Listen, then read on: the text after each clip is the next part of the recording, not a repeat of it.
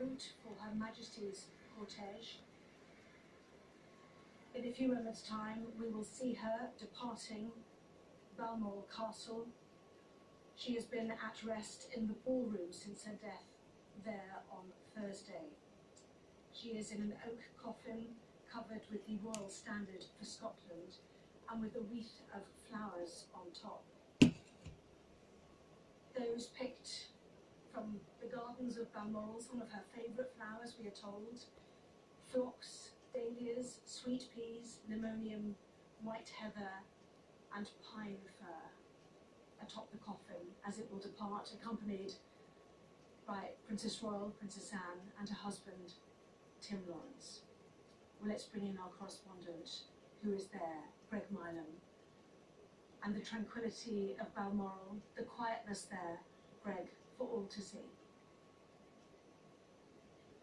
Yes, and we know that away from the cameras at the castle, that what we expect to happen out of sight of all of us, that very private moment for those members of the estate, those staff who worked here, members of the household staff for many years, many of them, and those 6 gamekeepers who will carry the Queen's coffin from, as you say, the ballroom through the small dining room to the entrance portico. We understand that the Sovereign Piper, who has been a feature of many of the Queen's visits here, will play Balmoral in Glengelder to accompany the Queen's coffin to the hearse, and then she will begin that journey down the driveway into those gates that you see there, which opened a couple of minutes ago. We saw the police outriders taking up position at the end of the driveway across the bridge for the beginning of this journey, but of course the final departure from a place that meant so much to Her Majesty and her family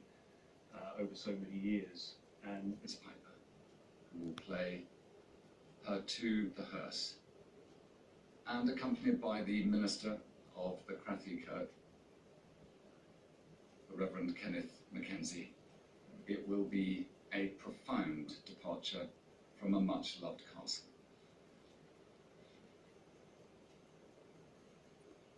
This coffin at rest like this in Balmoral has allowed Balmoral estate staff to pay their respects, many of whom Buckingham Palace tells us have spent a good deal of their lives in royal service here. The royal family employing approximately 50 full-time and about 50 to 100 part-time staff to maintain the estate, and it's a working estate too, all 50,000 acres, grouse moors, forestry, farmland, as well as managed herds of deer, Highland cattle and ponies, and approximately 150 buildings on the estate too, so lots going on. And certainly the royal family who are there still with her, we saw them coming outside yesterday to these gates, heavily protected now as you can see, to see those flowers, the tears of her grandchildren Zara and Eugenie, as they read those tributes to Her Majesty. And the thousands of people who have come to pay their respects, many from far and wide. They've had to put on bus services from the nearby towns of from Braemar and Ballater, one of the first villages through which this cortege will pass. They will be preparing now, Alistair, it is 10 o'clock, to lift Her Majesty's body, the 6 gamekeepers whose role it will be to begin this journey for her.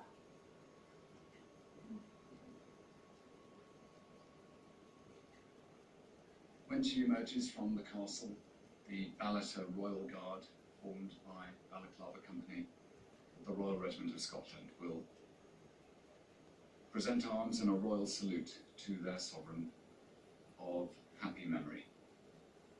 The links that the Queen had with the regiment went right back to the beginning of her reign, and during that reign the many threads of Scottish military tradition were woven into that regiment, and so she had great pride in being their Colonel-in-Chief. As she's brought from the castle in private at the moment, she will be watched by those who looked after her in the final hours of her life. She'll be watched by the estate staff, and then the simple procession will leave, and we'll see her shortly appear through the gates that recall and reflect her grandparents, a new Prime Minister. And so shortly after that, her last constitutional work done, the angels came to her haven and started her journey to heaven. Police have stepped aside, and shortly that slow journey, the final journey from Balmoral, will begin for the late Her Majesty Queen Elizabeth II, Queen of Scots. From the gate, they will pass across the River Dee and then turn right towards Aberdeen. She'll pass through a number of different villages on the way, and each of them known very well to her because always she made sure while here at the castle she took part in the civic life of Aberdeenshire.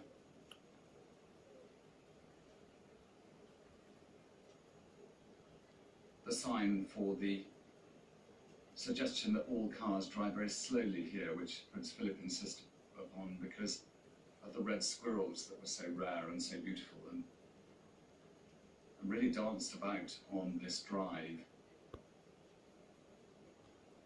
We wait now for the Queen to start a journey which will take her through land that her family knew well. She was a Bowes-Lyon through her mother, and the Bowes-Lyons, as Earls of Strathmore and Kinghorn, who themselves descended from the Stuart kings and King Robert the Bruce, lived at Glamis Castle, not far from Balmoral.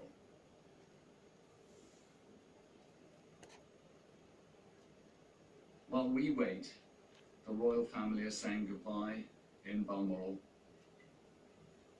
to a beloved mother and grandmother, and the staff here in Scotland are taking their leave as they hand the monarch and family matriarch, after her death, back to her nation, to her realms, to the Commonwealth, and to people across the world who have been moved by the ending of a reign of more than 70 years and a life of more than 96.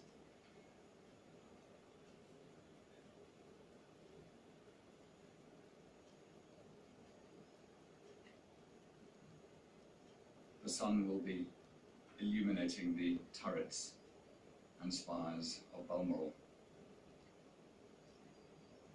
as the Queen leaves her beloved home.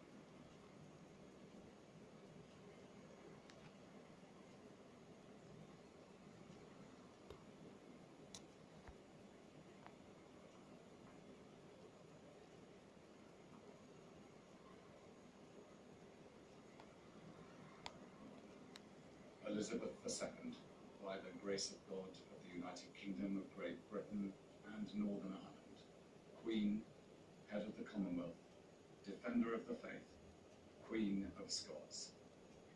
Now turning down towards Aberdeen. The oak coffin covered with the Royal Standard of Scotland, and while she passed onto the main road, the police had their heads bowed, police who, throughout her life as sovereign, have been responsible for maintaining her security, not least here in her holiday home. And the beauty of Aberdeenshire. Hills that she knew, themselves scattered with memorials to Queen Victoria's time here, to marriages of the royal family, and of course, to the Queen's own jubilees. There are places she went for her picnics with her family, particularly this year, in her declining health.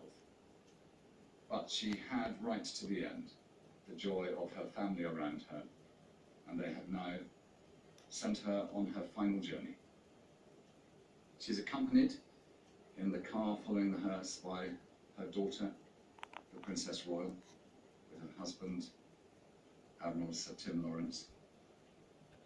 And also following is the minister of the kirk, where the Queen worshipped regularly at Crathy, just at the point that we saw her pass from our sight. Every week she would go and attend divine service, led by the minister, the Reverend Kevin Mackenzie.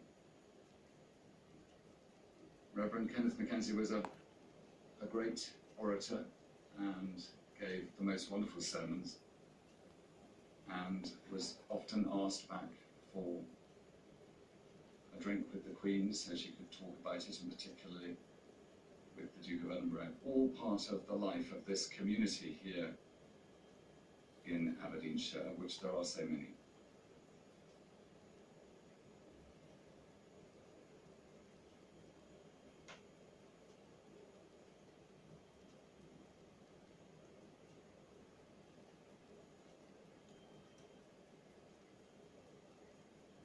The Dee Valley is where farmland juxtaposes beside the wildness of the heather and rocks of the mountains of Aberdeenshire.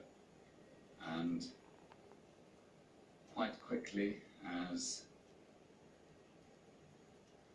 the convoy moves to the east, the hills give way to shallow hills and finally come to the sea. But the Dee, which is a thread all the way through this valley, has always been part of the life of Balmoral.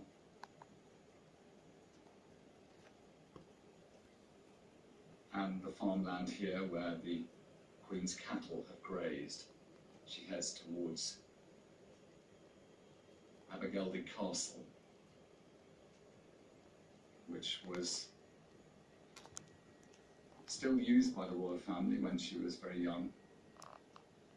Just see it there at the bottom of the picture. And